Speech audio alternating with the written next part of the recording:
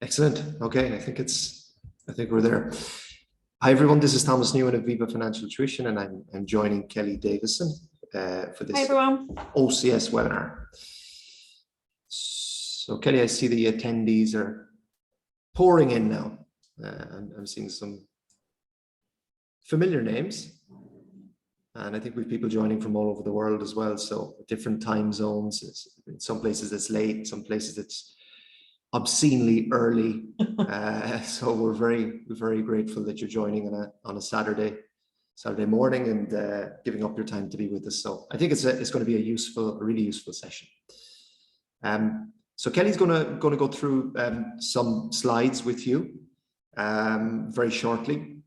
Before she does that, I'm going to talk about the full course offerings that Viva has, because this is just the first session that we're running for the August OCS, and it's free. So it's being recorded. You'll get a copy of the recording. Please feel free to share it with people that you know who are maybe interested in taking the exam, because as I said, it's a very useful session. And for those of you then who want to continue with the rest of Viva's course, and I'll explain the different elements of the Viva course shortly, there are a number of options, okay, but you would have to actually pay for those. So Kelly's going to be your course tutor for the OCS. Okay, so what I'll do is I'm going to share my screen. Second now. Okay, so you should see the OCS course page at vivatuition.com, and I'll send you this link afterwards. So here it just details the different elements of the OCS August 22 course. So on the OCS standard course, there's about 40 hours of study content. So it's a really in-depth OCS course. And I'll show you what is contained in the standard course. You've got a mix of live webinars with Kelly. You have 3 mock exams for the OCS with model solutions. You have live workshops as well, depending on whether you're an elite course student or a standard course student. I'll talk a little bit about that in a minute. And you'll get access to a forum where you can ask questions of students and Kelly. So that's very useful. So outside of the formal classes and webinars, etc., and the mock exams, you have a place to go if you have doubts, to raise those doubts and get them answered. So here's the detail of the course. We have this what we call pre-course work that we recommend that you go through. So these are a series of recordings reminding you of the main theories from E1, F1, and P1. So theoretical overviews of each of those 3 areas. Maybe it's been some time since you've taken those exams. There is a series of videos on preparing for the case. So you have detail here on what's included in each of the course elements, along with the amount of time that you have to dedicate to that. There is a series of videos on the exam day strategy. So what do you do when you get into the exam on the day? How do you manage your time? How do you win easy marks, etc.? And then there's this session, which we include as part of the pre-course work. It's this live webinar today with Kelly, a roadmap for mastering the August 22 pre-scene, and Kelly will talk you through that in a minute. So this session will last about an hour and a half.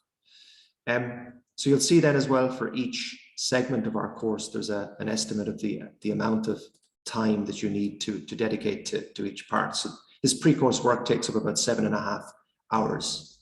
Then in the first week of the course, which would be say next week, there's about 4 hours included there. The first half of the pre-scene analysis and the second half of the pre-scene analysis. So these are recordings that are on the website that Kelly has already done. So this is a very in-depth analysis, walking you through every page of the pre-scene, talking about likely exam issues, etc. In the next week, then, you have another 4 hours of course content with an industry analysis, which is done by Kelly again, and you have your first mock exam. So we really pride ourselves on the realism of our mock exams. We hear again and again, that they cover issues that come up in the real exam, and they're very, very close to the real thing. The next week then has a series of theory applied sessions. So you look at some of the main theories from E1 and F1, and Kelly talks about how they actually apply to this pre-scene, and then she talks about likely exam scenarios and how you would answer each of those scenarios. So they're really practical sessions, and again, a great way to review theory that you may have forgotten. You've got the second of 3 mock exams this week, and then you've got another live webinar with Kelly, which is a kind of a mid-course check-in where you can put your questions to her and she will answer them. So that's really useful to have halfway through the course, because you might have some doubts by then. The following week, then you've got another applied session. So we look at the main theories from P1. So we take maybe the top 4 P1 theories that keep coming up again and again and are particularly relevant for this OCS. And we talk where they occur in the OCS. And again, we talk through likely questions you could get in the day of the exam and how you would answer those questions. Then you've got the third mock exam in this week. The following week, then the course comes to a conclusion with a video on key issues. So it's about 75 minutes long, talking through the top 10 key issues that we think are likely to come up on the day of the exam. And then there's one last live webinar with Kelly, an end of course check and a question and answer session. So that's the 40 hours or so of content that we have in the standard course. And it's really quite complete.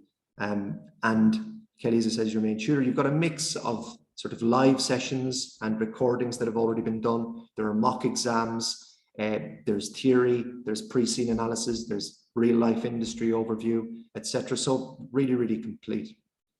That's the standard OCS course. Kelly, as I said, is your tutor. And you've got a few purchase options here. There is what we refer to as a light pack, which includes just the pre-scene analysis. Oh, excuse me, the lights went out.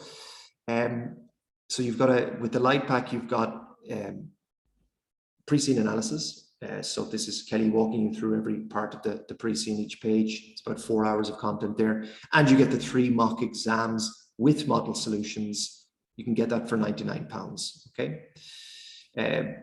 The more complete course, the standard course, includes all of the elements that I've just talked about.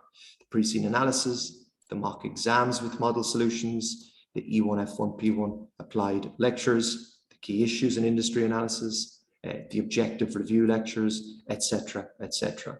So that's a really complete course option, and that goes for £149. There's another big, there's another very popular option that a lot of our students take, which is called All Access. Okay, so this basically gives you access to all of our CIMA standard courses for 12 months. Okay, so it gives you access, for example, to the OCS standard complete course that I just talked through with all of those elements included, which is normally £149, but also it gives you access to not just the OCS, but our full E1 course, our full P1 course, our full F1 course. So that means you can go back to any area of those subjects if you're having trouble with them and dive into the content that we have, the video lectures, the questions, etc. So that's really useful. But not only that, presumably you're hoping to pass in August, and when you pass, you will obviously be going to the management level, which would be E2, F2, and P2, and then the MCS. So you also have access to that with the All Access Pass. So for the next 12 months, you might be thinking, I want to cover off the management level. This is a great way to do it. And you get access to the strategic level. So if you're really, really quick, and some people really like to work through the qualification quick, and when they get past the operational level, they go very fast through the other 2 levels. You also get access to that strategic level. So this is normally priced at £369, which is remarkably good value. And we're going to drop the price to just £269 for the next 48 hours. Okay, so we have a special offer running on All Access. I'm going to include the link to the special discount price of £269 for All Access. I'm going to put that in the chat box shortly, and I'll send out an email afterwards with the link as well. So that's a great option. It's by far our most popular study package, because it's, you know, it offers a tremendous amount of value. Okay, so they're the course options. As I said, you know, this session is free, but all of this other stuff that I've been talking about is not free. Okay, you have to actually purchase it if you want to unlock it, and it's well worth doing. Okay, it really is, because you know, we hear repeatedly from students who take these courses that it makes a big difference. It's also just a faster way to study, because you're really leveraging the expertise that Kelly has. You're leveraging as well the know-how of your fellow students, because once you get onto the community, you can start talking with your fellow students. I'm just going to see if I can pull up the community. It is here. Okay, so you should be able to see that. You'll see that there's an area of our community dedicated to the OCS for May, August 22. You see Kelly is very active there, and a number of the Viva team members posting useful information outside of the webinars and classes, etc. And there's a lot of discussion then as well from students asking different questions and resolving their doubts. So really useful part of the OCS course as well, you know, using your fellow students to actually learn something you may not have thought about. And we can all learn from other people. There's no one who knows everything, obviously. Okay, so that's the overview of the Viva course, OCS course options. So I'm going to put these links into the chat box. I'm going to put the discount link as well to buy all access for £269 into the box. And if anything is unclear, you know, drop us an email at info@vivatuition.com and we'll get right back to you. I'll include that also in the chat box. So that's me. I think I'll hand back to you, Kelly, now.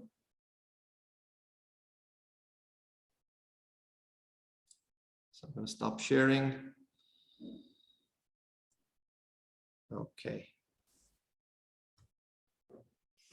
Lovely, thank you ever so much, Thomas. Right then, guys, welcome to today's session. As Thomas actually previously mentioned, the idea behind today is that I'm just going to run through with you a couple of the key areas really in relation to the pre-scene. Obviously, we've already had a sitting of this pre-scene, so we've got a bit of experience in terms of the sort of syllabus coverage. And so my intention today is just to work through with you a few slides, just giving you a few snippets of information that I think you're going to find extremely valuable when it comes to your future studies in relation to your operational case study. Now, just so that we've got sort of a smooth process as we're going through, the intention is that we'll work through the slides, and then if you can just keep your questions until the end of the session, at which point we will do a Q&A at the end of the session. So do keep your questions in mind. You can always put them in the chat panel as we're going through, or in the Q&A panel, but I will refer to those at the end of the session. Okay then, guys, I'm just going to share my desktop then with you. And you will see hopefully on the screen there that we've got a slide deck, and as I said, we've got quite a lot of coverage actually on this next hour or so to run through. So what's my agenda then for today? We're going to have a look at the key pre-scene information to start off with, because as you will probably appreciate, the pre-scene information is often quite difficult to navigate, hence the reason that we've got, you know, 4 hours of detailed analysis which is included in the programme. But what I've done is I've just pulled from that pre-scene information and just highlighted a couple of the key areas that you might find useful. We're then going to shift on to have a look at the key theories in here. So thinking about E1, P1, F1, and just thinking about the sort of key areas that are potentially examinable. And then we're going to look at an action plan. So our suggested plan in terms of what you do from this point forward, essentially, is what we're going to concentrate. And then, as I said, at the end of the session, we will have the opportunity to run through and do a bit of a Q&A, question and answer session for any burning questions that you guys might have based on the areas that we've looked at today. Okay, so let's get started then, and let's think about the key pre-scene information then. So what organisation have we got then? Well, this organisation is Meals at Home. Now, Meals at Home then are an organisation which creates these meal kits which are sold to customers, and they're sold to customers through a digital subscription service. All of the customers, as it stands at the moment for Meals at Home, are private customers. We don't have any corporate clients for Meals at Home as it currently stands. Now, the type of business then, if you're wanting to do some additional research, and I would recommend you absolutely do that, we've got very similar real world organisations such as Get Fresh and Gusto. So again, there might be areas that you want to have a look in. And as we've seen, or as you've just seen, we have got an industry analysis, which is included as part of the course as well. And that industry analysis does cover a few of these different organisations, practical organisations. So Meals at Home then sell their meal kits. This organisation is based in Newland, and the currency that you're going to be using in here is N dollars in there. Now, the business has been operational for quite some time, actually. It came into operation or came to fruition in 2012. It is now 2022 that we're dealing with. And what we're doing at this point is we're budgeting for 2022. And actually, in 2022, it is the first time that they are anticipating that profits are going to be made. Now, I don't want you to worry too much about that, because that is pretty typical for this type of organisation and this type of startup organisation. It quite often takes quite a while for them to generate profits. So it's taken 10 years to actually generate profits. Now, how is it funded? Venture capitalists and also business angels have invested in this company.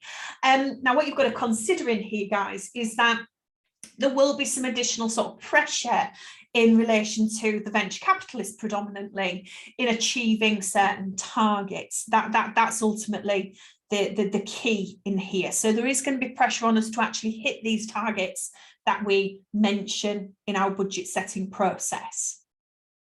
Okay, so that's in overview terms. That just sort of sets the scene.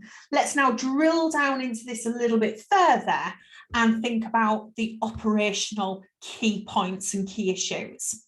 Okay then, so with reference to our customers then, from an operations perspective, they can receive meal kits once a week or once a fortnight or once a month. Okay, so they have the options available in here. Now, with reference to this then, the meal kits are in 2 box sizes. You've either got the large or the small in there. So those are your 2 sort of meal kit sizes. Now, the meals themselves have to be purchased in batch. So you can actually purchase 2, 3 or 4 meal kits of any chosen size, be that the large or the small boxes. Now then, regardless of the meal kits actually being ordered in here, they come in a single box. So again, you've got to think to yourself in that respect, you know, sustainability in here. We're trying to package everything together in these boxes. Now, they do have a bit of choice. So the recipes are rotated every couple of weeks in here. So it gives the subscriber the opportunity to sort of mix up these meal kits. Now, meal kit selection then must be made 3 days in advance of delivery, because if not, then what will happen is Meals at Home will choose what you have in your meal kits based upon the trends of what you've purchased previously.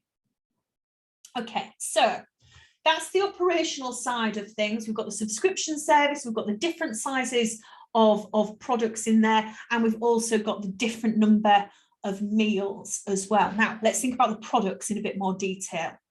50 to choose from. Yeah, so 50 meal kits that can be chosen from every single week. So a lot of choice in there, but don't get me wrong, it is open to potentially an expansion in that particular range. They do vegetarian options, not vegan yet. And as we know, a very, very hot topic in relation to the food industry. So again, be thinking to yourself, opportunities in here. So we might want to consider expanding the range to actually bring in vegan options as well. The other good thing about this is convenience. So all of these meal kits then, they are produced so that the end user only has to spend approximately 45 minutes, maximum that is, to actually prepare and produce the actual meals from these kits. So again, all about convenience in here. Calorie counted, nutritious. Okay, so you've got to be thinking to yourself, you know, this is for an audience who is health conscious. Yeah, to a certain degree, health conscious, but also wants the convenience associated with a 45-minute meal in there. Now, one of the good things about this, and again, you can see a trend in here, nutritional value, focus on calories, focus on sourcing local suppliers in here as well. So the best ingredients from local suppliers is something that they pride themselves on. Now, as you can probably appreciate, packaging is a real hot topic for this organisation. You know, we're all mindful, aren't we, of the fact that, you know, we have to try and reduce the amount of packaging that we're using, particularly if it is non-recyclable. And this is what Meals at Home do. They do really focus on the packaging. It's purchased from one single supplier. Okay, one single supplier who are 5 kilometres away from their production facility. So, you know, from a carbon footprint perspective, very much minimising that, because obviously there's not much in way of delivery in terms of sort of miles or food miles in that respect. But this is possibly problematic as well to some degree if you think about it, because if you've got a single supplier, excuse the pun, but you're putting all of your eggs in one basket, aren't you, in that situation? So again, it does have an element of risk associated with that we need to be somewhat mindful of. Packaging, there's quite a bit of it. You've got an outer box then, again, look, made from recycled cardboard. Okay, so that's a big tick in that respect. There is an inner chill box, again, recycled cardboard in there. Again, very big tick from a sustainability perspective. But then point 3, we've got these eco chill bags. Eco chill bags then are a bit contentious, to be honest, because quite often you cannot reuse these. However, Meals at Home have got these eco chill bags which can be reused, so they can actually use these themselves at home to keep their products fresh. And then finally, you've got your meal kit bags, and they are produced using recycled paper. So as you can see in here, this is something that Meals at Home really do pride themselves on, you know, sustainability, sourcing the best ingredients, working locally, reducing your food mileage in that respect. So here, reducing the carbon footprint is absolutely imperative for Meals at Home, and it is something that they absolutely pride themselves on. Okay, now, you'll see when you're going through the pre-scene in a lot of detail that this organisation, Meals at Home, actually work with suppliers to reduce the non-compostable plastic content of their packaging. So they're actually working with their suppliers to make sure that the full supply chain is sustainable and is also considering the impact that they have on the environment as well.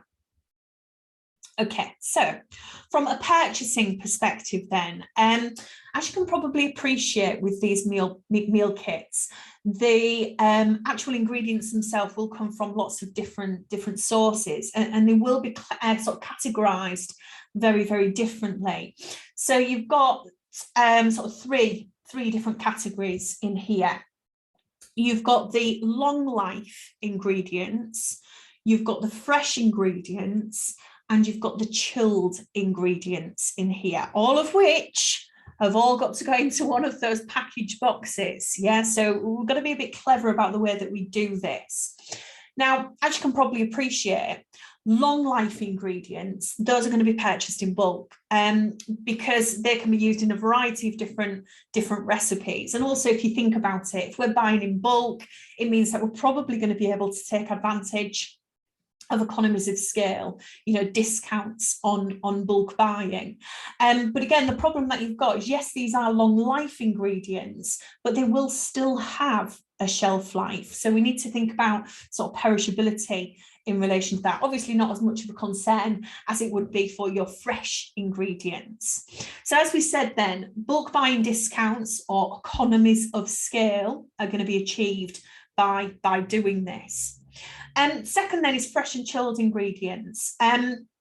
These are purchased based on the meal selection by the customers, hence the reason that you need that 3 days, in terms of 3 days before the actual delivery, so that these ingredients can be sourced. That's the key thing. Deliveries then to our customers are next day, after all of the products have been boxed up. So they have to keep fresh, if you like, for a 24-hour period. So we will be delivering them the next day. In terms of what we purchase from our suppliers then, we've got credit terms, obviously, for these organisations, and it's somewhere between 30 to 60 days, which is standard, isn't it, in the scheme of things. Right, production then. There are a number of different processes, and again, I'm giving you the sort of headline key points in here. You are going to need to go through that pre-scene, with a fine-tooth comb, going through every single element, hopefully with my videos in support in there.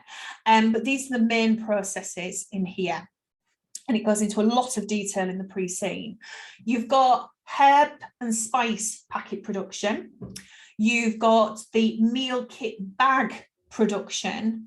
You've got box packaging in here as well. So those are essentially your sort of 3 key main processes that we have to take into consideration, all of which do have their own challenges. And in each of those, you will find that most of those processes will have an element of automation and an element of manual production in there. So you will find that essentially there is a bit of a split in there. And again, what that does is it just poses as an opportunity, if you think about it, to improve our processes by possibly increasing the automation. That type of thing are things that we have to consider.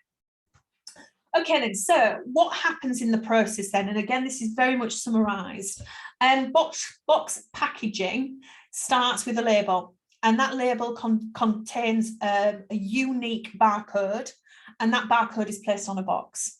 Okay, and then from that, what happens is that barcode is scanned, essentially. It moves along your production process, and all of your ingredients are added into that box. But that is what drives it.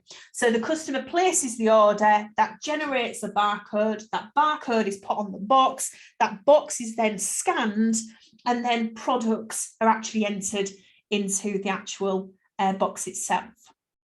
And then finally, what happens is one final check at the very end, very much an automated process that, and the eco chill bag is added, and then off it pops directly to the customers. Now, again, that is very, very summarised, and you will see there's, I think it's about 7 or 8 pages based on production in the pre-scene. So do make sure that you review that in a lot more detail, because it will highlight to you the opportunities that the organisation might have to improve that production process. Okay. Budgets then, a big hot topic, budgets, absolutely, at this stage for your operational case study, excuse me. Okay, so budget setting. It's really important to understand how they set their budgets. I think that's the key thing. And Meals at Home, as it currently stands at the moment, actually use standard absorption costing, which is pretty standard. And the overheads in here are absorbed on the basis of machine hours or labour hours. So it's a mixture actually for meals at home. Some areas are a lot more manual, so therefore labour hours will be used. For those that are more automated, obviously machine hours would be used in that situation. Okay, but our production overheads are allocated on that basis. Pretty old-fashioned using absorption costing. I think here there is a real opportunity to think about how they can be a little bit more scientific about how those overheads are going to be absorbed. And one of the issues that you've got is, as an organisation becomes more automated and has less manual labour as such, you're going to find that your production overheads do get larger. There's going to be a lot of production overheads, and it can become, and it has for meals at home, become the largest of their costs, if you think about it. Now, the issue that we've got with that is that we really clearly need to understand what those costs are and how those costs are actually generated so that we can control them. And that's the key thing. So again, a real opportunity there. I'm thinking ABC, yeah, activity-based costing in there would be a real opportunity. The budget itself then is managed centrally.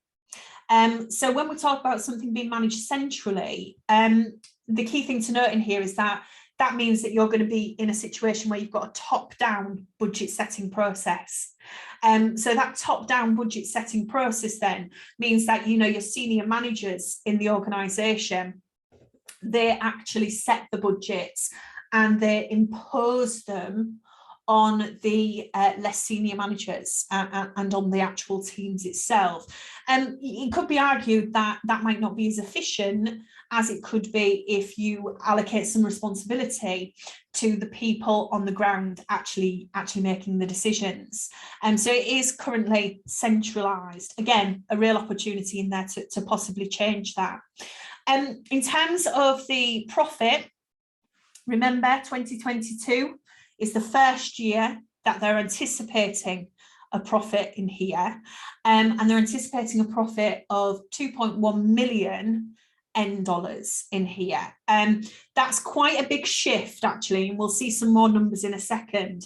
The operating profit margin is 2.8% in 2022, so that's based on the budgeted data in there. And again, it doesn't look that large, does it, at 2.8%? But they are going into a profit-making situation rather than a loss-making situation, is what they've been in for the last 10 years or so. So as I said, this is the first reported profit that they will have. Now let's dig into those finances a little bit more. What's happening in general, and again, I am being very generally in here, just looking at this purely in overview terms, they look like they're moving in the right direction. Yeah, the trajectory in terms of what is happening within the business, it appears to be improving. Yeah, so we seem to have some improvement in the financial position. Why do I feel that that's the case? One key thing that jumps out is your revenue. Revenue has massively increased. It's gone up by 24% year on year, which is obviously a step in the right direction as such. And also the cash position is improving as well. They did have an overdraft last year in 2020. In 2021, they've actually got cash on hand. Now, don't get me wrong, it's not that much, but they've gone from a position of having an overdraft of $1.2 million to a position of having $300,000 worth of cash. So they've gone from an overdraft position to a cash positive position in here. And as we know, cash is king, isn't it? At the end of the day, if you don't have cash, an organisation could quite easily fail. Last year, there was a big loss of 4.1 million. This year, we're saying we're making a profit, remember, I think of 2.1 million. It's a big swing, isn't it, of £6 million in there, going from a loss-making position to a profit-making position in 2022. So, you know, there's something pretty significant in there. It is an improvement massively because the loss posted in 2020 was 8.3 million. So again, the trajectory of this is absolutely moving in the right direction. Now let's see some numbers in a bit more detail. There you go, gross profit margin. And again, I've just done these figures directly from the pre-seen information. It is improving, albeit only slightly, but it is improving. So we're going from 44% to 46% for your gross profit margin. So it's an improving position. It's moving in the right direction. So as the organisation grows, they're taking advantage of those economies of scale that are achieved by doing that. And these next few ratios look a little bit odd. The operating profit margin is negative because they've been making losses. So it looks a little bit odd. But what's happened in here is we've still seen an improvement. So the operating profit margin or operating loss margin is getting lower. So we are moving in the right direction in there. So again, an improving position, and the same applies with the net profit margin as well. And again, that's moving in the right direction. Again, looks a little bit odd because the organisation has been loss making.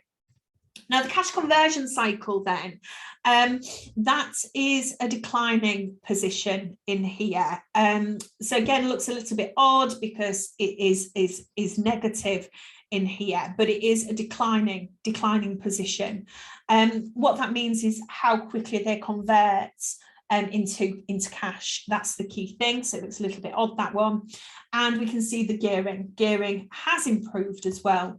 It has improved from 233% to 169%, looking at the relationship between your debt over your debt and equity in there. Just on the point regarding the ratios, in the pre-seen analysis, there is a very, very detailed run through of all of the key sort of standard ratios in there. So you'll be able to see, excuse me, from that, how these figures have actually been calculated. And you'll be able to see sort of my running commentary in relation to those calculations as well. Now, the industry itself then, what do we know? Initially then, organisations that operate in this particular environment originally targeted young professionals. However, there has been a little bit of a shift. So rather than just concentrating on young professionals, don't get me wrong, they will still work with young professionals. Absolutely, that's granted. But there has now been a bit more of a shift. And the focus now is on families, and going back to what I was saying before, you know, sourcing good ingredients, nutritional content, calories are controlled, you know, the convenience associated with it. You know, I think families are very much aware of that now, and therefore that's something, you know, more working families, etc. So obviously that is an area that these guys are going to be concentrating on.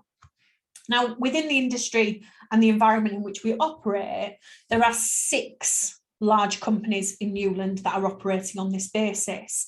In terms of those large companies, we've got Hooper's Delight, I should say, and GDQ meal kits. They're the largest competitors in this particular environment. One of the things to note is that as it currently stands at the moment, Meals at Home only operate in Newland.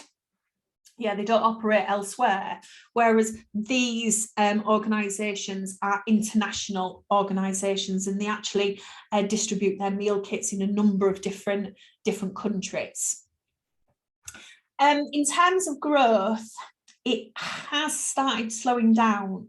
Okay, so I think the market to some degree has become somewhat saturated with these meal kit type organisations. So you've got to think to yourself, right, initially the rate of growth was really high. It has started to flatten a little bit now. Don't get me wrong, still growing. It's not declining, it's still growing, but it's not as quick as it was. And one of the key issues with this as well is customers don't mind jumping about. They don't mind moving about in here.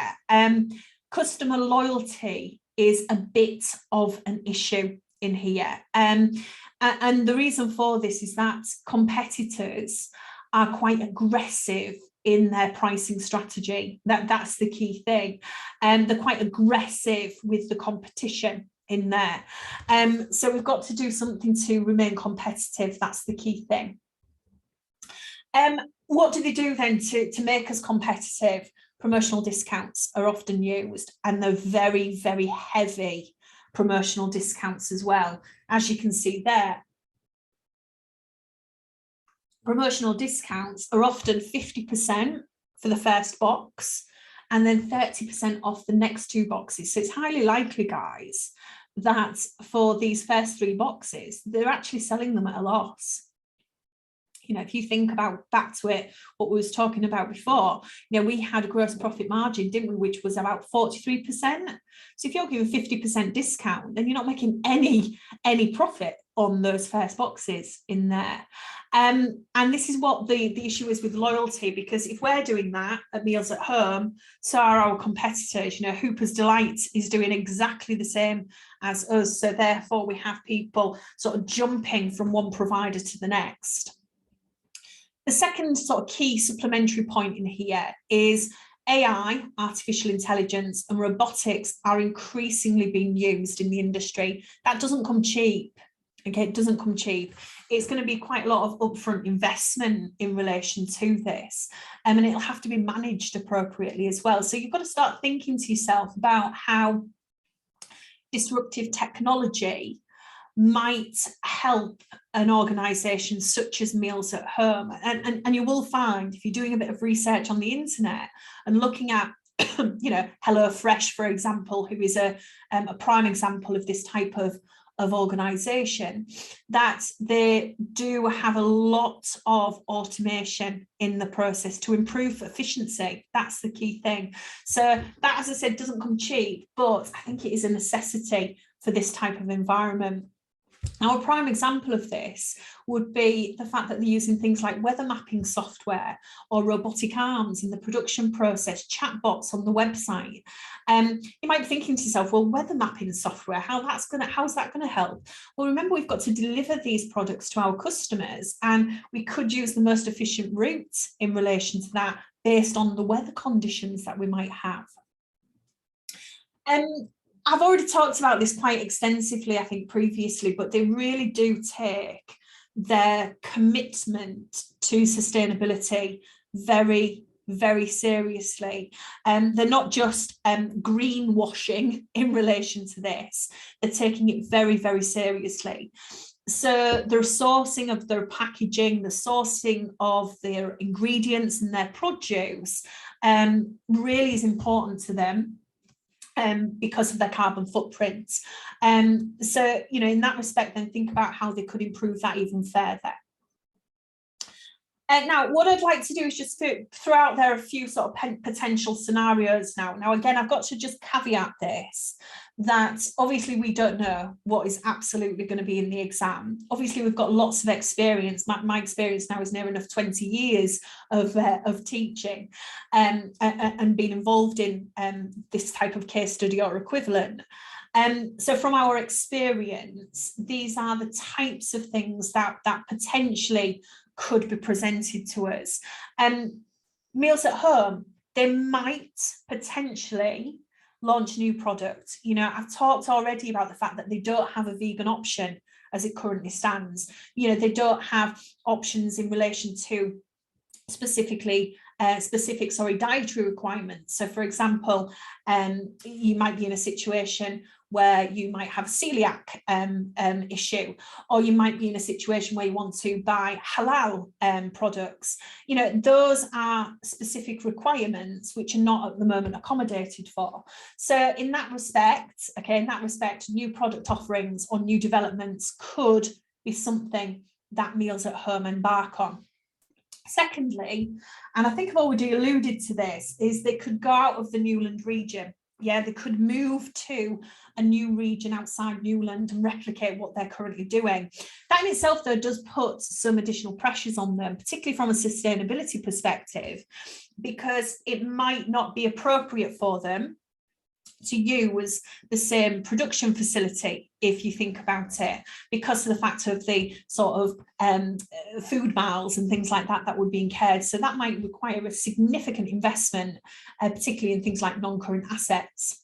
They might invest in new technology, which could mean improvements to their existing operations in there. I've already alluded to the fact that there could be some more automation that takes place. And then finally, I think this is quite an interesting one.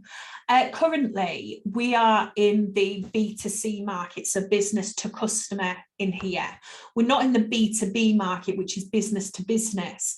And that could be something that we decide to move into. So actually working with corporate clients, so actually dealing with maybe the catering for corporate events, for example. And that is actually what some of our competitors are doing, as you'll see when you look through the pre-scene.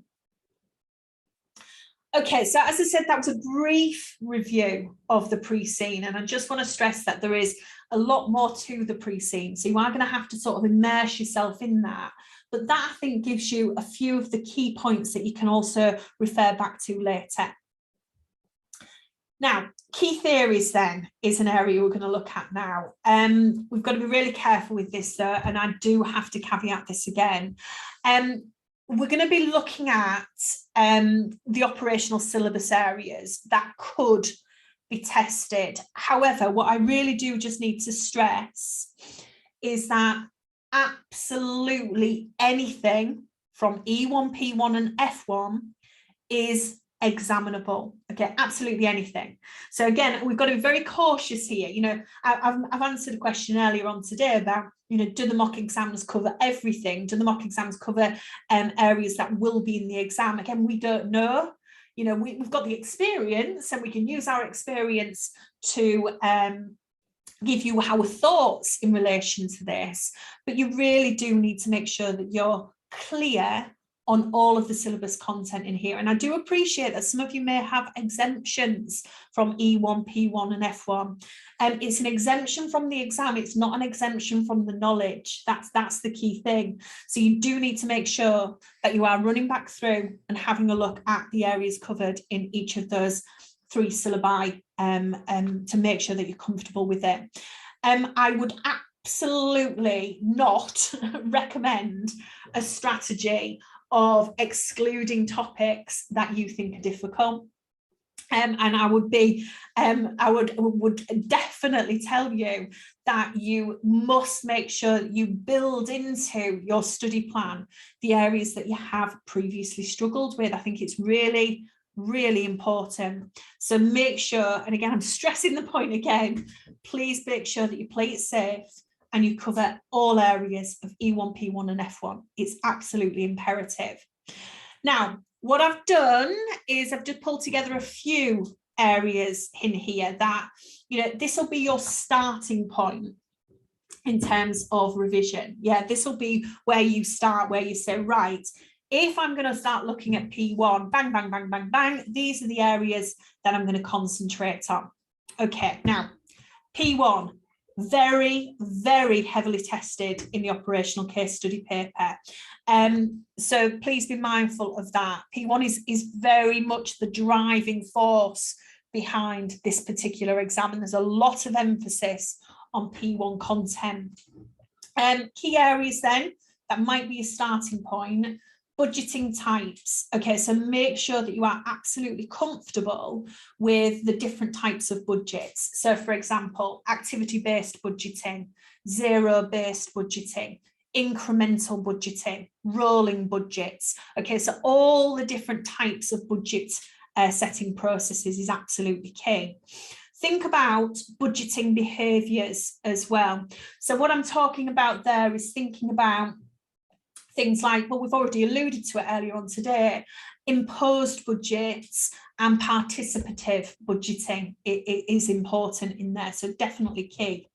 Risk and uncertainty. So with risk and uncertainty, it's about thinking about the fact that as an organisation, there will be options, and what we've got to try and do is we've got to try and minimise the risk of those options. So this could be things like dealing with probability of certain outcomes, dealing with things like payoff tables or decision trees in here. And that's going to be absolutely, absolutely important. Things like expected values often do get tested as well. And just on that point, I just want to give you a bit of an issue here.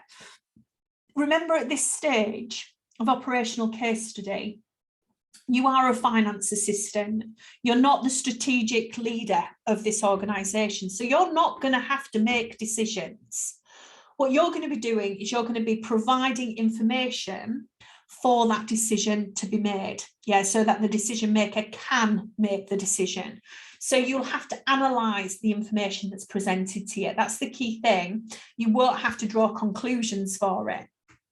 Okay, so you're going to be saying, well, we could use expected values, or we could use maximax, maximin and minimax regret in there, or we could use probabilities and build those in. We could use standard deviation.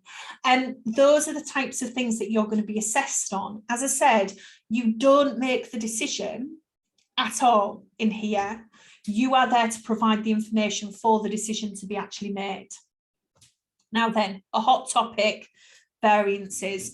I think it's fair to say that variances will come up in some way, shape or form in most exams.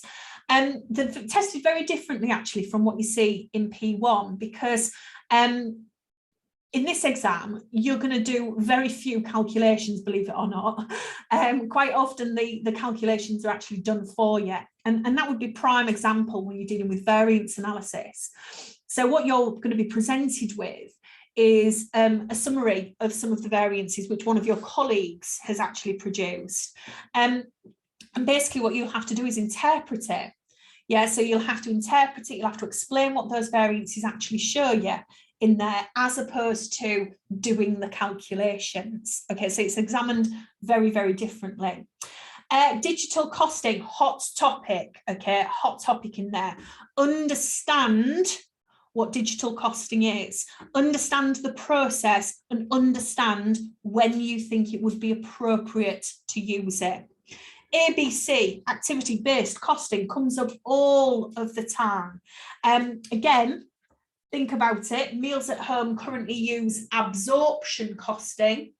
Activity-based costing might be a really good alternative for them to use. Something that people don't like, but it does come up a lot, linear programming.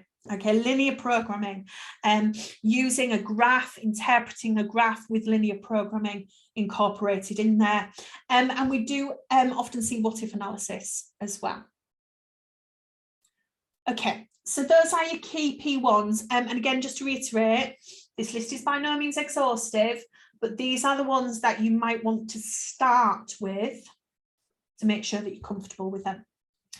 F1 then, in terms of F1, it's really, really important that you know how you're going to apply the standards in here. So the International Financial Reporting Standards.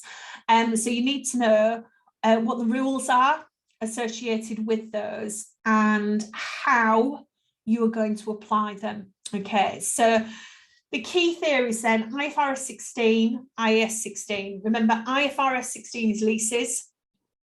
IAS 16 is non-current assets. IAS 2, inventory management. IAS 10, events after the reporting date.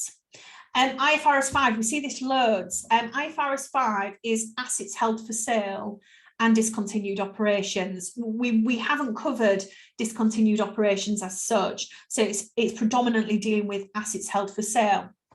Now, the one thing that you cannot afford to ignore in here is that in F1, it's not just about the standards, but you've also got the working capital as well. So working capital management is a key component of F1. So you need to know that, or need to know how to interpret, that's probably the best way of putting it, the working capital ratios. Think about cash management and what you would do with maybe short-term deficits, or where you've got excess cash over the short term. And you might need to think about how you manage credit. You know, as it currently stands at the moment, Meals at Home don't have any corporate clients. So their clients are the likes of you and me, and we will pay there and then for our goods. So they'll have very few receivables, if any, in their financial statements. If they start dealing with corporate clients, they are going to have to offer extended credit, I think it's fair to say. And therefore, they'll need to have some sort of credit control facility actually set up. Now, E1, The key area with E1, guys, is KPIs, key performance indicators. And again, this is a topic which we see often in exam questions. The types of questions that you'll get in here, so they'll typically ask you to suggest a set of KPIs. This is where it can be a little bit frustrating, because when we're talking about key performance indicators, I am not just talking about financial key performance indicators. I'm talking about looking at the whole process in here. So financial and non-financial KPIs. So you're going to have to suggest what these KPIs, how they're calculated, and the reason why you feel that those key performance indicators are appropriate for the scenario that's been presented in here. What you've got to be careful with, and I see it all the time, you've got to be careful to make sure that the KPIs that you're suggesting are not just, what's the word, a blanket approach to KPIs, but they relate to the specific scenario in here. I often see great suggestions, excuse me, great suggestions of KPIs, but then students forget to show how to calculate them or why they're appropriate. So it's absolutely key that you make sure that you answer every part of every question, particularly in relation to areas such as this. It's a common pitfall for students. Okay then, so those are your starters for 10 in relation to F1, E1 and P1. We now need to think about the action plan. Okay, so what do you need to pass this exam? Okay, so you'll have to obviously have an understanding of the mechanics of the operational case study exam. Get yourself on the website, familiarise yourself with the practice assessment that's on there. You have to make sure that you are comfortable with the software. Okay, so because there's a lot of idiosyncrasies with it. So for example, it's timed 45 minutes per question. After 45 minutes, it shuts down. You cannot ever go back. So once a question has been submitted, that's it, you're done. You cannot go back and make changes. You've got to just keep going forward in this exam. So, make sure that you're comfortable with the idiosyncrasies associated with the exam. Obviously, you need excellent knowledge of the operational level syllabus in here. And again, that goes without saying. And exam technique, absolutely key. How to get under the bonnet of what the examiner is asking you for. And I think sometimes that's half the battle. You have to immerse yourself in the pre-scene. Yeah, you've got to. You've got to have knowledge of the pre-scene. Absolutely key. Time management. That is what I hear a lot from students, that their time management was poor and it meant that they couldn't finish questions. So do make sure that you're working to time on things like your mock exams that you might be doing. And I think the last point is key. Commitment. You have to now commit to your programme until the August sitting in here. It's absolutely imperative that you work on that basis. Now, obviously, each of your circumstances will be completely different. What I've done here, however, is I've tried to give you general guidance in overview terms. But again, I do appreciate that you all operate very differently. Book the exam. First step, it sounds so obvious, but if you then book the exam, you then can get familiar with the details of the exam. When you're sitting it, you're then going to be working towards that particular day. Secondly, make sure you're familiar with the pre-scene document. You will have access to the pre-scene in the exam. Yeah, you will have access to it, but you won't have time necessarily to actually refer to it. So it's really important that you do get a really good feel for the environment in which Meals at Home actually operate. You must make sure that every week leading up to the exams that you concentrate on the theory for P1, F1 and E1. Every single week, try and look at a key theory from each one of those syllabus areas.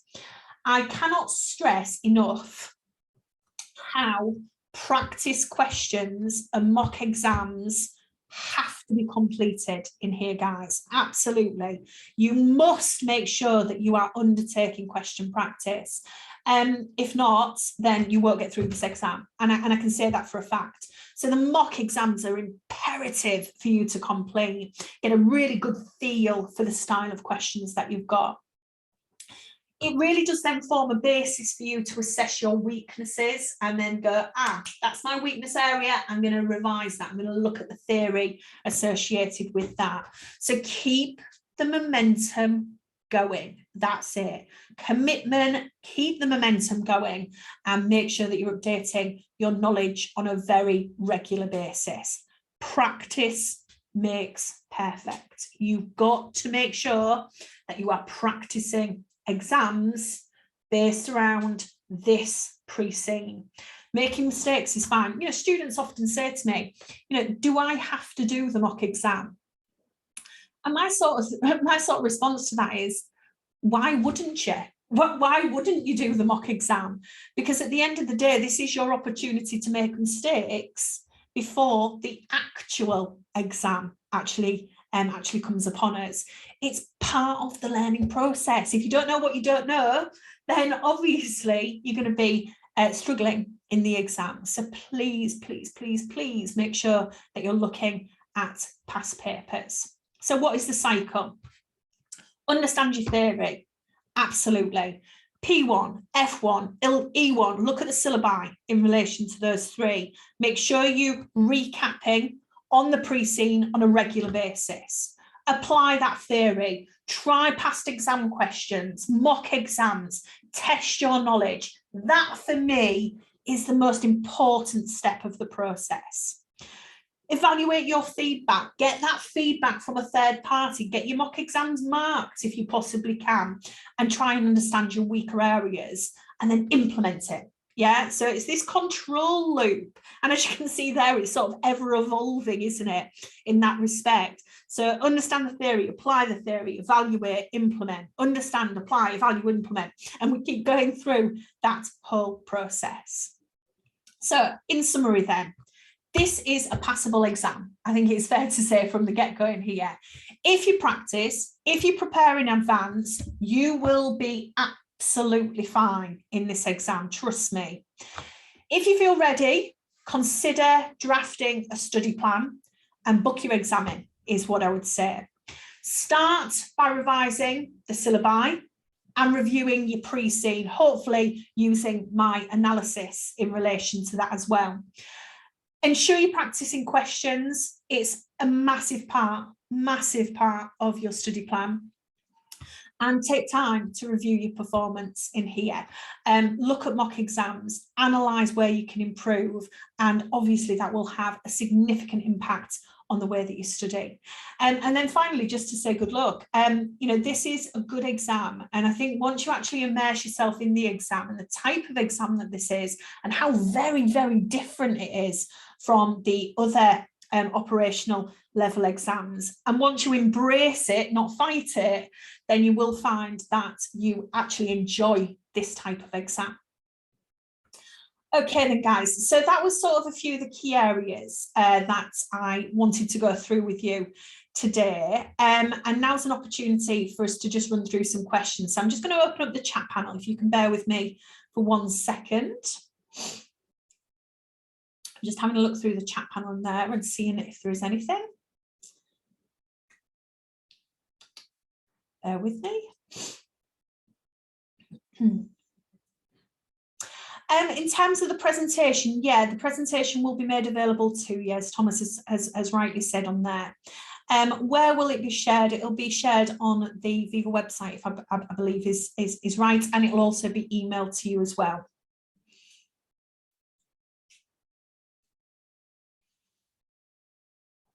Mohammed's asked a good question there in terms of mock exams. Are the mock exams provided for free?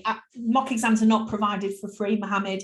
The mock exams are included as part of the packages that Thomas went through with you earlier today. Yes, so Angisa has asked whether or not the presentation will be made available. Yes, it will. Yes, so the presentation will also be made available to you as part of the recording. You do, you get 3 mock exams. Yeah, you get 3 mock exams as part of the course programme. In terms of the elite course, where you've got the live workshops with me, they actually do get marked, but you get provided with copies of the answers if you're doing the non-elite course in there as well. So what are the dates and times of the live sessions? There is a full timetable, Sue, which is included on the Viva website, just summarising when the webinars and the workshops are actually taking place. So you should be able to access that, Sue, on the Viva website. Got a good question there at the end there. How do you think about potential scenarios? Well, to be honest, what we've done and what we do from every exam sitting is we look at the pre-seen material and we look out for the potential triggers in that pre-seen material that makes us think, oh, that could be a hot topic, or that could be an area that we expect is something that they might embark on. So, for example, we are in a position where we've got a very limited product range as it currently stands at the moment, and we've not gone down the route of vegan or celiac, or we've not gone down the route of halal, for example. But in that respect, you look at that information and go, actually, that is a potential for them to expand. So what we would do is we would think about how and what type of questions we might propose in an expansion. So, you know, if we were looking to expand, what do we need? We need a new production facility. If we need a new production facility, we need to think about how that production facility essentially is funded. So we might have to look at things like how we lease our products and what sort of capitalization process that we've got in place. So in that respect, potential scenarios, it comes from our experience. It is probably the easiest way to explain it. Mazina, I actually do not know that, but that is a really good question in terms of the percentage on the last few courses of students passing, but I'm sure that we can actually find that out for you. I'm not sure actually off the top of my head. Marianne, where can I find a copy of the syllabus? CIMA Global. Yes, so if you look at CIMA Global and if you put in there your OCS syllabi or OCS syllabus, and it will be all included on there for you, Marianne. So yeah, where can you find a syllabus? CIMA Global, it'll be there. Mohammed, good question. What type of format can we answer the questions in the scenario?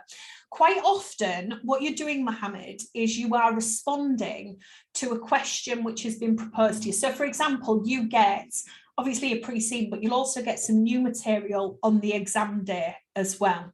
So on the exam day, what they might say to you is they might say something like, look, as an organisation, we are considering looking at activity-based costing.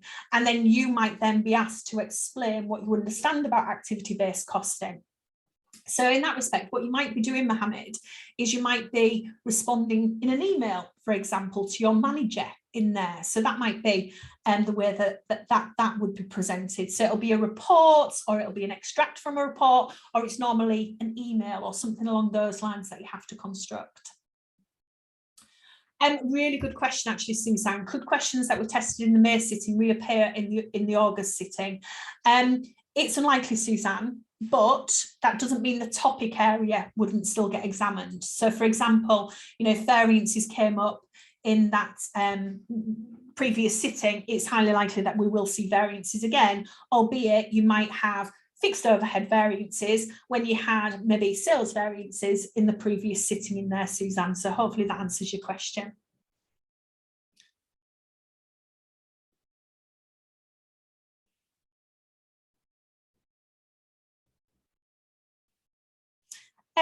Mazina, in terms of that, then you've done the OCS 4 times, so you'll be pretty familiar actually then with meals at home. And I do work for a number of different organisations, and I'm not sure, Mazina, whether you've actually seen any of the mock exams for Viva, but they are exceptional. And I've said this many times before to my students. They are so well thought through and really valuable. So I would just say, Mazina, the more questions that you can do, and again, it doesn't just have to be mock exams. You can look at past exams, and I know that seems a little bit strange because obviously they would be based on previous scenario, but the style of questions are very, very similar. So you can still look at, past exam papers or past questions from other diets, and that will still be really, really useful as well. So mock exams are absolutely key for me, and getting that feedback, I think, is important as well. Mohammed, great question. Is the case study based more on theory? It's all about application, Mohammed. So for example, as I said to you before, variances, we can calculate variances, but in this exam, it's all about saying what those variances actually show us. Yeah, so it's about the application of that theory, which makes this such a really interesting exam. So you've learned the theory, you've got the theory there, you've got that in the bag. Now, bang, it's actually about applying it to a real world scenario. That's the key thing. Thank you, Mohammed. Susan, yeah, Susan's made a really good point there. Is it correct that the pass rate percentage is lower than the OT pass rate? It's a difficult one to compare, to be honest, Suzanne, because you're comparing sort of apples and oranges. The issue that you've got, Suzanne, is that with the OTs, students can actually complete those very, very quickly because they're on demand. With the operational case study, obviously we only have 4 diets a year in relation to this. So what that means is that there's less opportunity to pass. So if you think about the number of times that students sit the exams, we're a little bit more limited with operational case studies. So it's a little bit difficult to compare and contrast, Suzanne, because of the different style of exams that we've got. Thank you, Suzanne. So is the exam very time pressured? Yes, it is what I would say. It is time pressured, but that's part of the practice that you need to do in terms of time. So what you have in the exam is you have 4 tasks, but those tasks will have sub-elements in there, and those 4 tasks are 45 minutes each. Okay, so every single task is 45 minutes long, and it's highly likely that you're going to be looking at 2 or 3 subtasks included in each of them. So we've got to be really, really disciplined.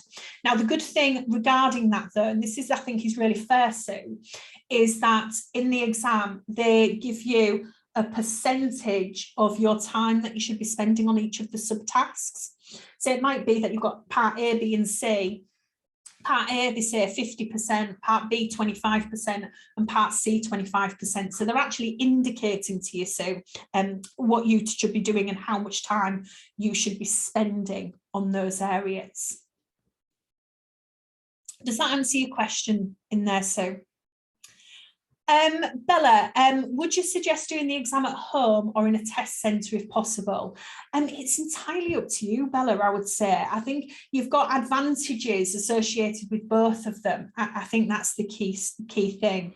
I think, Bella, it's how you feel more comfortable and what is more appropriate for you. I think that is the key thing. So I think there's benefits of doing it at home because you're in your own home environment. But then I also think there's benefits of doing it in a test centre because you really feel like you're planning to actually go and do an exam. Okay, so Bella, I think it is swings and roundabouts, as they say, and there's pros and cons associated with both of them. Okay. Let me just have a look at some of the questions that I've got in here. So in terms of dates and times of the live lessons, as I said, that's all included on the website if you want to have a look at those.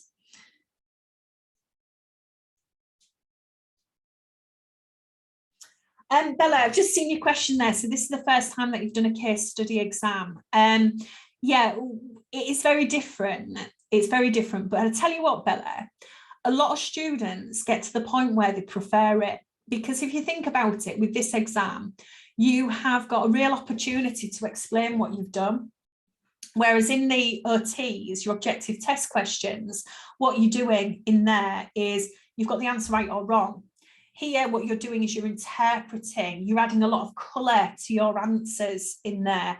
And honestly, you might be feeling quite nervous, but there's a lot of students that start like that and actually end up in a situation where they prefer the operational case study because there's so much more scope for you to get marks, Bella. So honestly, you are not alone. And the more you get into these exams, the more you're going to feel comfortable with it. Trust me. Okay, trust me on that point. Okay. Oh, that's an interesting one. I've got a final question on there. So do we expect any changes in the organisational structure or the management in the pre-scene? Nothing suggests that to me. It looks like it's a really solid setup. It's like owner managed in this situation to some degree, with the influx of also venture capitalists as well. And to be honest, at this particular stage in your studies, you wouldn't necessarily have to be involved in that process. That's more at your strategic level. So your strategic level case study. I think one of the problems that we've got with this exam is that we have to remember that we're not making strategic decisions. You know, that's not our position. We're a finance assistant. We're providing the information to allow those decisions to be made. So in terms of organisational structure and organisational management, not something that would be necessarily tested at this stage. So a very good question. Thank you for that. Oh, lovely. Thank you, Bella. Much appreciated. And Sue, how many hours study would you expect? I always say to students that you should be doing something every day. And if that is something, it might just be reading up on one of your theories, or it might just be, you know, doing part of a question. And I would suggest that, you know, you've got your study plan, if you're using the Viva sources in there, and that study plan is a really good gauge in terms of the hours. It's quite a short window, and I think that's the problem that you've got. So, you know, it's quite a short window, and if you remember rightly, you've also got 3 mock exams potentially to do in that, which require 3 hours of work each. I would just say make sure you keep the momentum going. You've got to find your own rhythm. I know as a student myself, I could not work in an evening. I just couldn't. That just didn't work for me at all. I was very much a morning person.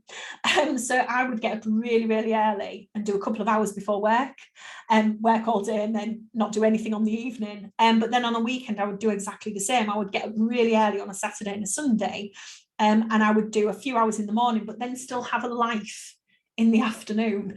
You know, so it's about making sure that you get the right rhythm, but also making sure that you are in a position where it doesn't become all consuming as well. You've got to give yourself breaks. You've got to give yourself rest in relation to this.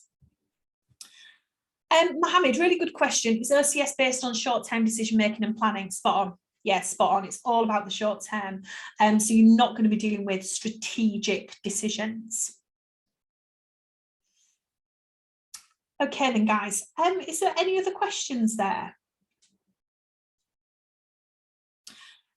Sakshi, in terms of if you fail OCS, how much will it charge to give a resit? So if you're meaning how much will it be for CIMA, it's just your exam entry again for that, Sakshi. So yeah, it will just be your exam entry fee.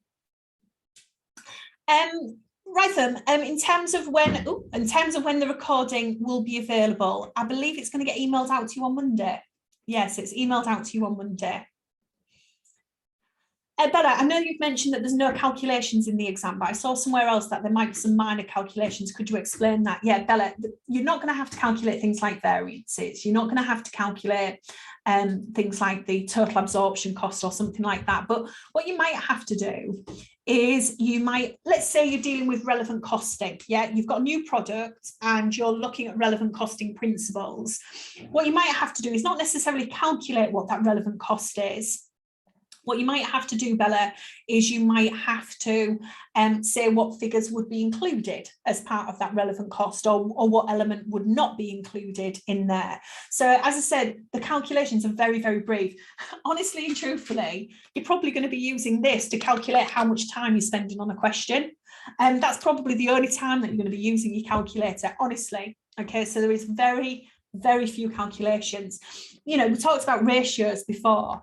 You know, I've done a really detailed analysis of the ratios for you, and you should get access to that. But you're never going to have to repeat that in the exam by any stretch of the imagination. So don't worry about that at all. Okay, thank you. Good questions. Thanks, everybody. Any additional questions there from you guys? Thank you, Mohammed. How can we apply linear programming to the pre-seen? Really good question. This is highly likely that if linear programming was to get assessed, you would be provided with that information on the exam day. And that's the key thing. So it might not necessarily be included in the pre-seen, and it isn't on this one, Meals at Home.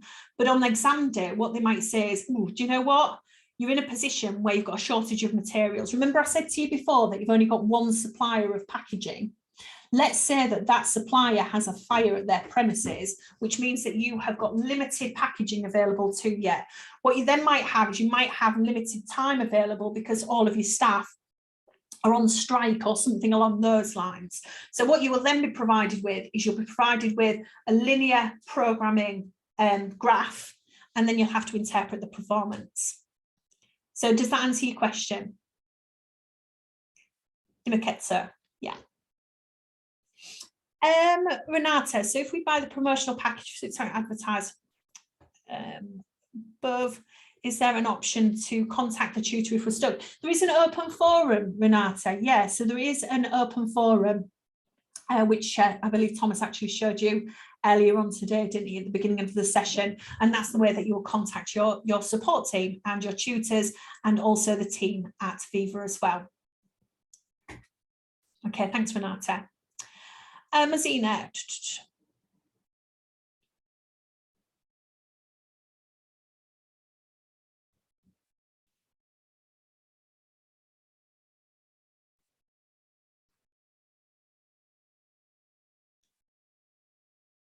Yeah, great. And you know, I think everybody should see that. So from Mazina, yeah, it goes back to what I was saying before, doesn't it, Mazina? You know, at the end of the day, any sort of subject is examinable, and I say particularly for the standards, you need to know those accounting standards inside out. Definitely, you know, you have to understand leases, you have to understand IAS 16, you have to understand IFRS 5.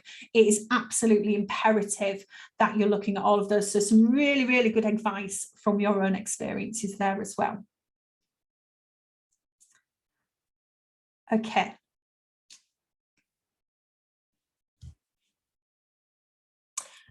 So Renata, so you was going through the industry trend of growth, and it's much smaller than our company. Any reason why this might be so high for Meals at Home?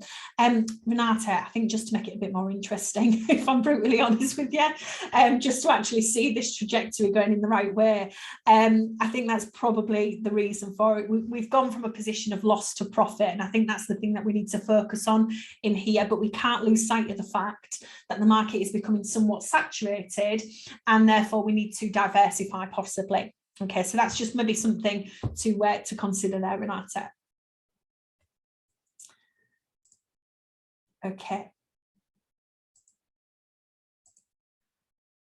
Right then. Thank you ever so much, you guys. It has been an absolute pleasure to spend my my Saturday morning, Saturday afternoon with you guys.